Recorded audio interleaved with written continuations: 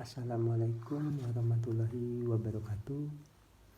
Perkenalkan, nama saya Raffi Al-Kafi dengan NIM 251319131. Saya dari mahasiswa Universitas Jenderal Ahmad Yani, jurusan Teknik Industri.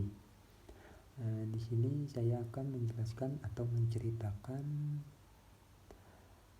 tentang revitalisasi dan aktualisasi Pancasila membumikan sila kelima. Langsung saja dimulai. Sejarah Indonesia mengungkapkan bahwa Pancasila adalah suatu ideologi dan dasar negara Indonesia yang menjadi landasan dari segala keputusan bangsa Indonesia dan mencerminkan kepribadian bangsa Indonesia.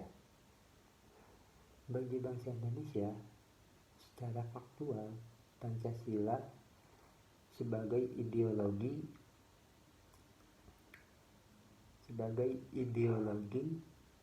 yang sudah berurat dan berakar sejak berdirinya Negara Kesatuan Republik Indonesia. Meskipun konstitusi di negara kita mengalami beberapa perubahan atau pergantian, mulai dari Undang-Undang Dasar 1945, lalu kemudian berganti menjadi Konstitusi Republik Indonesia Serikat 1949, kemudian berganti lagi Undang-Undang Dasar sementara 1950, hingga kembali menjadi Undang-Undang Dasar 1945.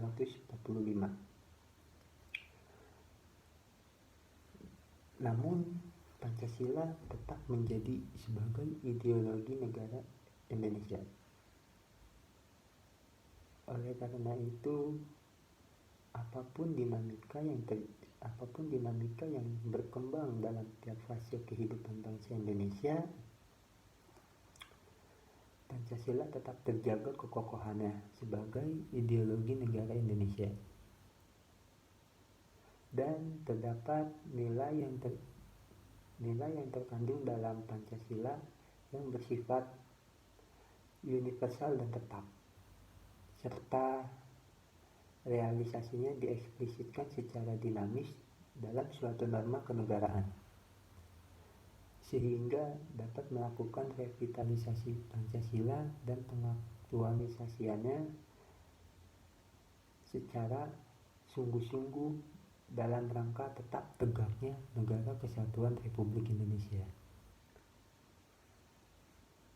Dalam kehidupan warga negara bangsa Indonesia, Pancasila dapat dijadikan suatu pedoman dalam melaksanakan kehidupannya. Nilai-nilai Pancasila juga dapat dijadikan sebagai dasar dalam suatu bertindak atau dalam bertindak, karena Pancasila suatu kepribadian bangsa Indonesia dan suatu filsafat hidup, ideologi, dan moral hidup bangsa Indonesia. Kemudian ada keadilan. Keadilan menurut Nur M.S. Bakri, keadilan berasal dari pokok kata adil, yang berarti memperlakukan atau memberikan sesuatu hal yang sesuai dengan haknya, yang berarti baik maupun terhadap sesama manusia, terhadap diri sendiri maupun terhadap Tuhan. Keadilan itu juga merupakan suatu di mana keadaan seseorang yang menerima perbuatan atau memperlakukan sesuai dengan haknya dan sesuai dengan hakikat dan martabatnya. Kemudian ada keadilan sosial. Keadilan sosial merupakan keadilan yang berlaku bagi seluruh rakyat Indonesia atau bidang kehidupan baik material maupun spiritual, yang berarti berlaku bagi seluruh rakyat Indonesia. Kemudian ada nilai dari sila keadilan sosial bagi seluruh rakyat Indonesia. Nilai dari sila keadilan sosial bagi seluruh rakyat Indonesia ini bertujuannya untuk menjiwai atau mendasari 4 tujuan sila yang mendahuluinya. Kemudian ada 3 prinsip yang dikemukakan oleh Surya Wista 1989.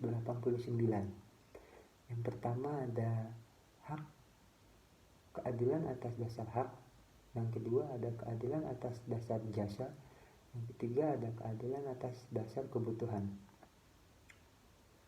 Kemudian terdapat nilai yang terkandung dalam sila keadilan sosial bagi seluruh rakyat Indonesia, yaitu yang didasari dan dijiwai oleh ketuhanan yang Maha Esa, kemanusiaan yang adil dan beradab, persatuan Indonesia, dan kerakyatan yang dipimpin oleh hikmat kebijaksanaan dalam permusyawaratan perwakilan.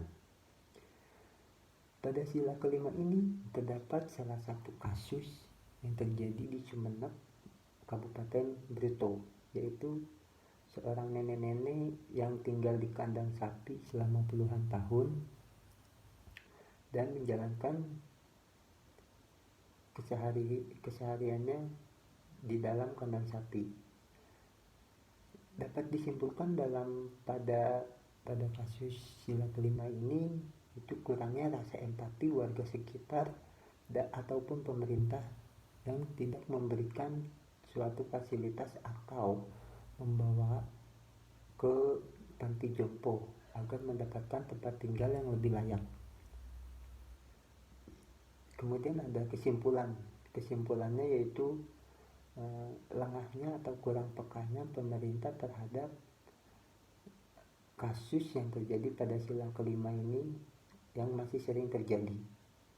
Solusinya yang pertama ada meningkatkan rasa empati atau menjalankan hak dan kewajibannya sesama manusia.